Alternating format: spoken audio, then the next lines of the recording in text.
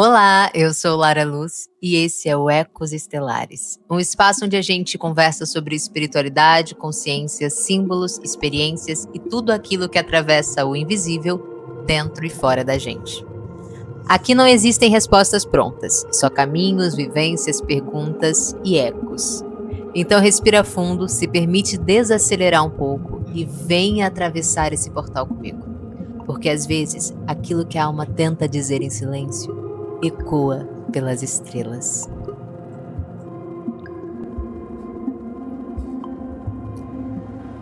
Teve um período da minha vida em que tudo parecia se encaixar.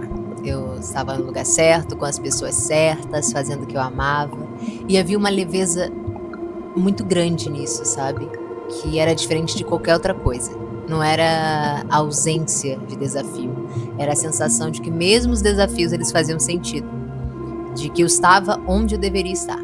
Só um tempo depois que eu fui encontrar uma palavra para isso, uma palavra antiga, sânscrita, que carrega um dos conceitos mais ricos e mal compreendidos de toda a filosofia oriental: Dharma.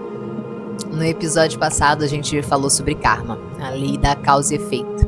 O que acumulamos, o que ajustamos, o que carregamos de uma existência para outra, e eu prometi deixar uma semente. Se karma é o que você colheu e o que ainda precisa ajustar, Dharma é o caminho que harmoniza tudo, é o seu propósito mais profundo, é a razão pela qual você está aqui, agora, nessa forma, nessa vida.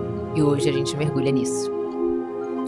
A palavra Dharma, ela vem do sânscrito, da raiz Tri, ou Dharma, que significa sustentar, apoiar, manter.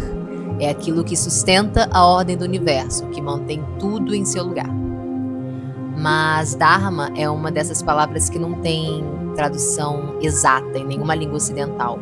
Dependendo do contexto, pode significar lei cósmica, dever, caminho, verdade, natureza essencial de algo. Os tradutores ocidentais às vezes usam retidão e às vezes ordem natural e às vezes simplesmente propósito. E talvez seja justamente essa impossibilidade de traduzir que diz algo sobre a profundidade do conceito. Dharma não é uma coisa só, é tudo isso ao mesmo tempo. No nível mais universal, Dharma é a lei que mantém o cosmos funcionando, o sol nascendo, as estações mudando, a gravidade existindo, é a ordem por trás de tudo. No nível individual, e é aqui que fica mais interessante pra gente, Dharma é a sua natureza essencial. É o que você veio fazer, é o caminho que, quando seguido, te coloca em harmonia com essa ordem maior. Quando você está no seu Dharma, a vida flui diferente, não tem esses obstáculos assustadores, mas ela vem com um fio de sentido que atravessa tudo, até as dificuldades. O hinduísmo é a tradição onde o Dharma aparece com mais profundidade e complexidade. E vale entender isso porque é daqui que o conceito se espalhou para outras tradições. No hinduísmo existe o Sanatana Dharma, o Dharma eterno, a lei universal que sustenta toda a existência. Mas existe também o Swabdharma, o Dharma Swabdharma, não sei pronunciar perfeitamente. É o Dharma individual, o caminho específico, de cada ser. O Bhagavad Gita, um dos textos mais sagrados do hinduísmo, é inteiramente construído em torno dessa questão. Arjuna, o guerreiro, está no campo de batalha e entra em colapso. Ele não quer lutar. Do outro lado estão seus parentes, seus mestres, pessoas que ele ama. E ele pergunta a Krishna: como eu posso fazer isso? E Krishna responde com algo que parece cruel à primeira vista, mas é profundamente sábio. Você deve seguir o seu Dharma. Não o Dharma do outro, o seu. O guerreiro que foge da batalha por medo, ele não é compassivo, ele está traindo a sua própria natureza. Isso não é um chamado à violência, é um chamado à autenticidade radical. Cada ser tem uma natureza, uma função, um caminho, e desviar desse caminho por medo, por aprovação alheia, por ilusão, gera sofrimento. Não como punição, mas como uma consequência natural de estar fora do eixo. O hinduísmo, ele também fala em estágios do Dharma ao longo da vida, fases diferentes, com responsabilidades e propósitos diferentes. o que é seu Dharma na juventude não é necessariamente o mesmo da maturidade. O caminho ele vai evoluindo junto com você. No budismo, Dharma tem um significado ainda mais amplo e às vezes é usado de formas diferentes dentro da mesma tradição, o que pode confundir quem está chegando agora, né? Em um sentido, Dharma é o próprio ensinamento de Buda, a doutrina, né? O caminho que ele apontou para despertar. Quando alguém refugia-se no Dharma, ele está se comprometendo com esse caminho de prática e compreensão. No outro sentido mais filosófico, Dharma do budismo se refere à natureza da realidade, à forma como as coisas realmente são, além das ilusões que a mente constrói. Praticar o Dharma nesse sentido é cultivar uma visão cada vez mais clara e compassiva da existência. Mas o que conecta os dois sentidos é o propósito, despertar. No budismo, o Dharma individual de cada ser é caminhar em direção ao despertar, a liberação do sofrimento, né? O reconhecimento da natureza verdadeira da mente. E aqui há um ponto lindo que eu quero destacar. No budismo Mahayana, existe o ideal, o ser que está pronto para despertar, mas escolhe adiar a sua própria liberação para ajudar todos os outros seres a despertar primeiro. Esse é o Dharma levado ao seu extremo mais compassivo. Não basta o meu despertar, sabe? Meu propósito é que todos despertem. Então, Karma e Dharma se encontram aqui de forma muito clara. O Karma te trouxe até onde você está, com as ferramentas que você tem. O Dharma é o que você faz com isso. Na teosofia, o Dharma ele aparece integrado a uma visão cósmica muito ampla.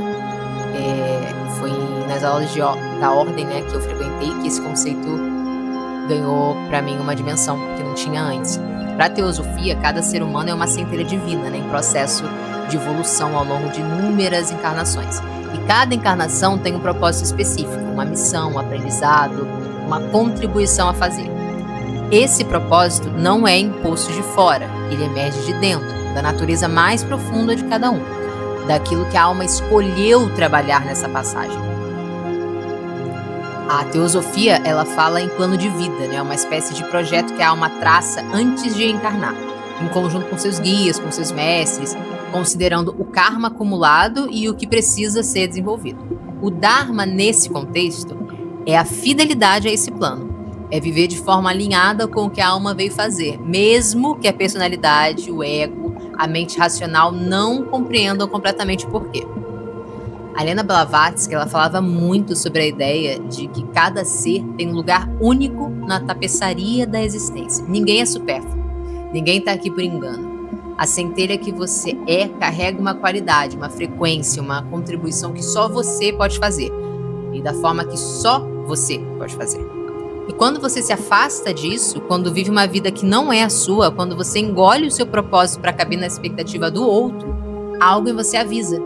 Às vezes é inquietação, às vezes é o vazio, às vezes é a doença.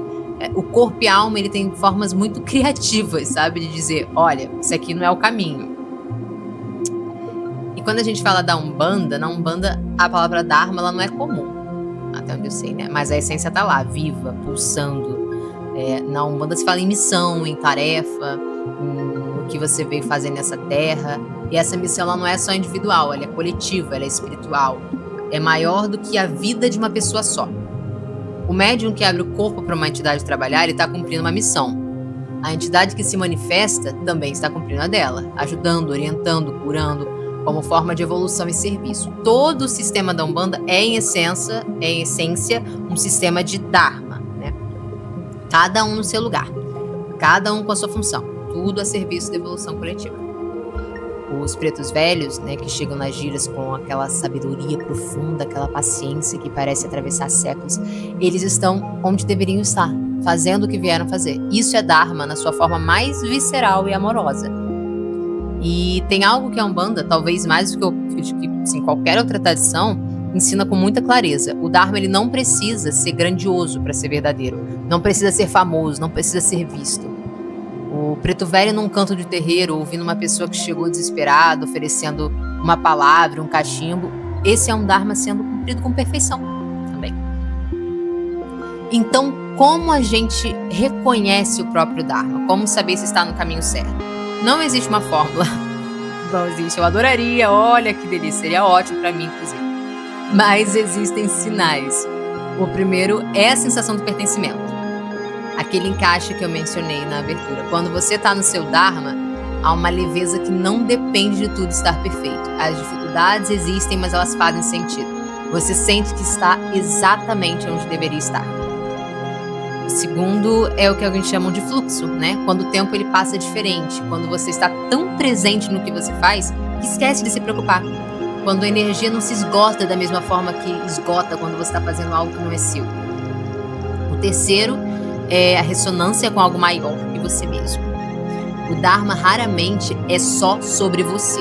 Ele sempre tem uma dimensão assim de serviço, né? De contribuição, de algo que você entrega ao mundo. Quando o que você faz toca outras pessoas, né? Quando a sua presença faz diferença de uma forma que vai além do ego. Isso é um sinal. E o quarto, talvez o mais sutil, é a voz que insiste. É aquele chamado que não some, mesmo que você ignore, mesmo que a vida tome outros rumos por um tempo, ou por muito tempo que seja, o Dharma ele é persistente. Ele volta, ele bate na porta de formas diferentes até você abrir. O oposto também é verdadeiro, tá? Quando você está fora do seu Dharma, há uma espécie de atrito constante. Um cansaço que o descanso não resolve, um vazio que o sucesso não preenche, uma sensação de estar interpretando um personagem que não é você. Karma e Dharma são inseparáveis. O Karma te trouxe até aqui com tudo que você carrega, com tudo que você aprendeu, tudo que ainda precisa ajustar, e o Dharma é o que você faz com isso daqui pra frente. Não é sobre ser perfeito, tá? Não é sobre acertar sempre, é sobre fidelidade. Aquilo que você veio ser, aquilo que você veio fazer, aquilo que só você pode entregar ao mundo da forma que só você pode entregar. Em algum momento da sua vida você já sentiu isso. Aquele instante em que tudo se encaixou, em que a vida fez sentido sem precisar de explicação. Guarda essa memória. Ela é um mapa. Eu fico por aqui. Esse foi mais um episódio dos Ecos Estelares, um espaço para a gente se encontrar naquilo que é mais antigo e mais verdadeiro em cada um de nós. Que você encontre o seu caminho e, quando encontrar, que tenha coragem de segui-lo.